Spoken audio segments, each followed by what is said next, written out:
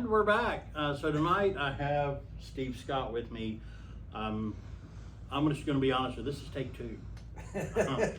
Welcome to our world. We started a few minutes ago, and then we got interrupted. And we may, if I can figure out how to edit this, we might put that in. But we're just going to start over.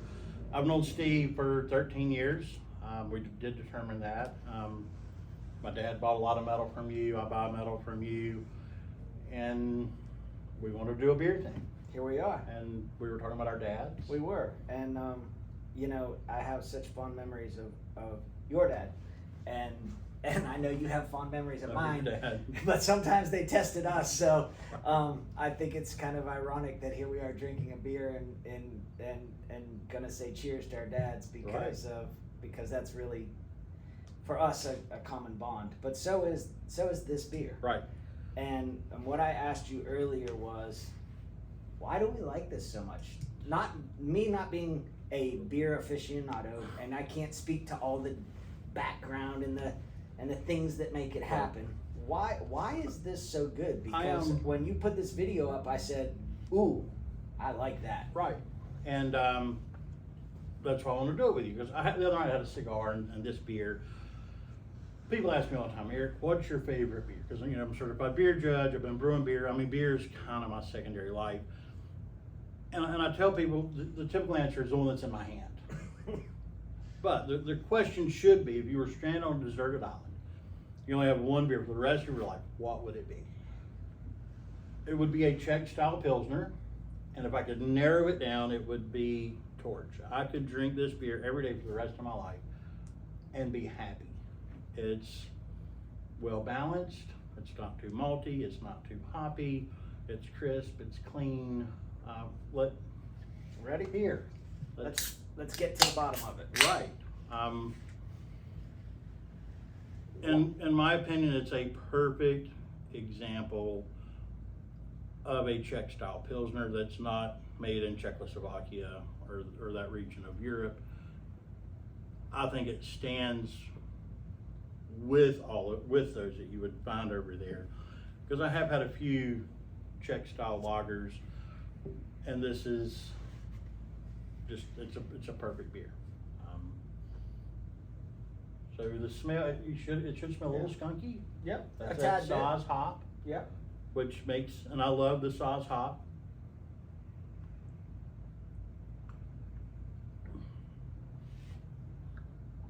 It's just good. It's just good. It's just good. It's beer that tastes like beer.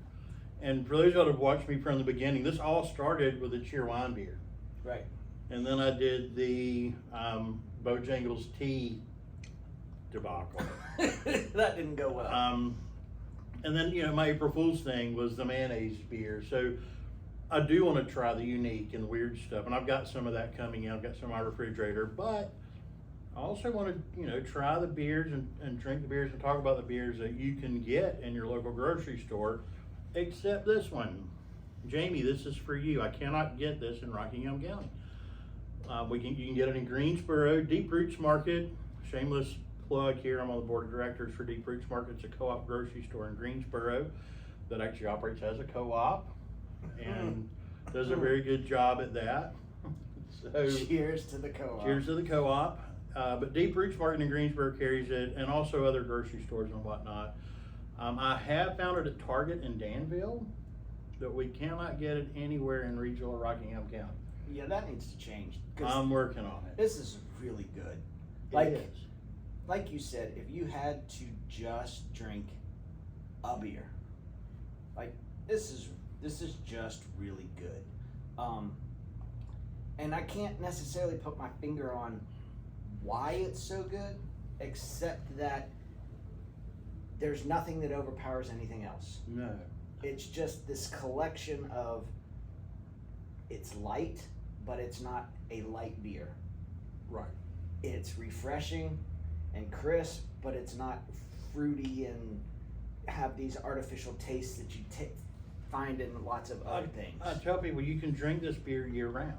Right. You know, a lot of people, they like their stouts and their porters and their brown ales in the winter months. And then in the summer, they want their wheat beers and their light lagers. And you know, then in the fall you have the pumpkin thing, No, which you don't have we're, that. and I'm going to be doing. We'll some revisit pumpkin- that we're gonna another revisit the time. pumpkins.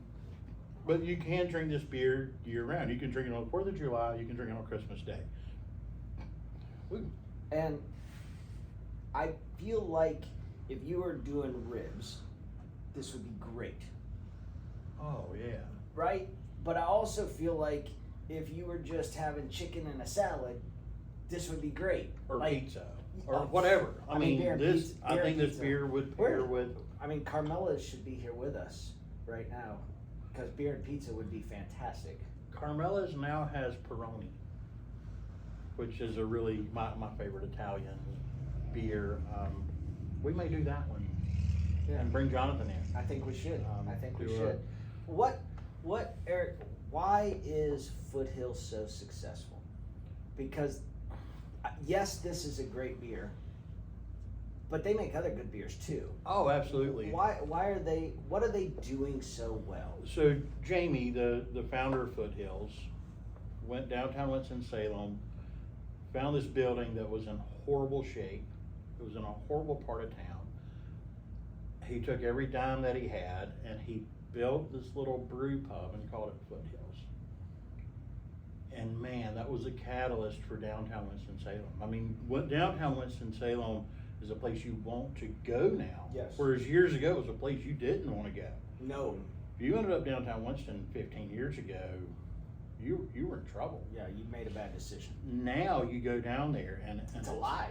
Oh, it's happening. Right. And there's more than one brewery down there. I mean, there's Right. a couple more within walking distance of Foothills. Radar's not far, right? Right, they're not far. Small Batch isn't far. There's another one right around the corner. The guy's name is Eric is his name. I can't remember the name of his brewery. Anyway, that's a good one. But you can go, and Jamie just had that vision for downtown Winston and just did it. I mean, he risked everything to open up this small little brew pub. But not only is his beer good, his food's good. Is it? Yes, it's consistent. That's important. But he's doing something right. Is it? Because I don't understand the science of beer, and you know that. Well, I from mean, years of he talking. does brew great beer, but he also knows how to market to the craft beer drinker. And it's unfortunate, I see a lot of craft breweries that don't know how to market to the craft beer drinker. They're marketing to other people. Jamie was a home brewer. Jamie was a beer nerd. So he knew what the beer drinkers wanted, then he knew how to reach out to them to get them to come in. And then once they're in the door, they're hooked on the beer. They don't need that marketing. Yeah, it's really But good. his People's Porter is one of my favorite porters. It's my wife's favorite porter. But he's got two factions of hop drinkers. He has the Jade and he has the Hopium. Yeah, I don't do either of those. And- I'm not a hoppy guy. I'm a happy guy. When That's See, we're- good. that That's is good. That's good. Jared's rolling his eyes Yeah. back there. Yeah, I know. I am probably a Jade guy, but I appreciate Hopium. I mean, I could fall in either category, but I was talking to Jamie a few years ago, and he said, yeah, we have Jade people and Hopium people, One or the other. and they'll almost fight you over which one's better. Well, I will tell you. That Let's is just go with this. when I visit Winston. Whenever we go, that is what I get when I go to the brew pub. It's just terrific beer. Yeah, I'll try some of his seasonal stuff. They do put out, different releases. They have the Festival Express and some other things that you can get in the brew pub. But the first beer I get is going to be a Torch Pilsner, and the last beer I get is going to be a Torch Pilsner, and the one in between is going to be something different that I haven't had. But Jamie's done a great job. He's regional. He's got a huge production facility out off Stratford Road in Winston-Salem now, which is, I've been there more since it opened than I have been to the main pub downtown, just because I'm out that way. And it's a neat little brew pub. They have food trucks, they do events. It's just cool. It's a cool place to It's- go, cool place to be. It's great beer. It's a cool place, and it doesn't get a lot better than that. No, I mean, he probably runs his business not like you run Tri-State though. I mean, you're talking about what made him successful and what made you successful. And I would imagine you and Jamie are doing a lot of the same things as far as business goes. For us, it's really about serving the people that you know need served, right?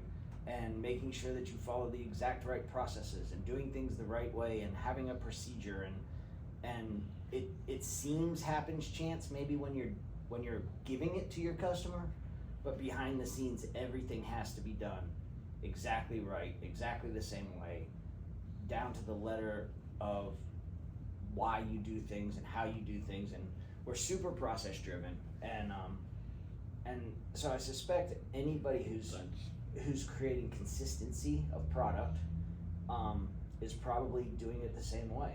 Yeah, that, and you read, yes, I could, how you got successful, and it also hit me. I'm looking at one of the successful businessman, and as I was talking about what Jamie had done, I said, well, Steve, you take care of the customer, you target your market, and that's what Jamie's done with Torch Pilsner and People's Porter and all those other beers. He's consistent. He looks after his customers' needs. And Stays in touch with them too. I think that's really important. You and I were talking before we started this, how you and Jamie had connected recently on over a comment on Facebook, I believe. You can never outgrow your customers, right? No matter how big, how successful, blah, blah, blah you become, you never outgrow your customers. We just got interrupted on take one, and a guy needed something, and so I stopped and we took care of him, right? So I think there's a lot to that. And you gotta kind of love what you do too, right? Like you said, he's a home brewer, and you gotta, for us, you might not love steel. It's an inanimate, dirty object, but you might really love what people create with it. You and I were talking about these handrails that you're getting ready to do, and hundreds of feet of them, and yes, they're difficult to make and it's tedious, but when you put it up and you see it, it's beautiful. Right. And so that's exciting, and I think that's what we're all in business for, is to try to get that customer that goes, hey, I love that, thank you. And Right. Hey Jamie, I love that, thank Love you. that. Right? And I think that's pretty cool, so I appreciate you coming out. Hey, thanks for having me, and Cheers. cheers. I appreciate it.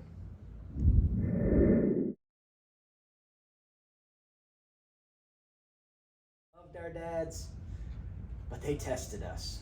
And there were times that we would talk about when our dads were living, we would call I them. know, I'm just letting you know that I pick up my medal. Okay. Okay. No problem. yo, We're doing this at That's okay. Steve's No place. problem. You got it? Yeah, I will need another medal later, but I called you. Okay. I just wanted to know the name of the medal that you got out there laying on the ground for like a culvert, the square thing.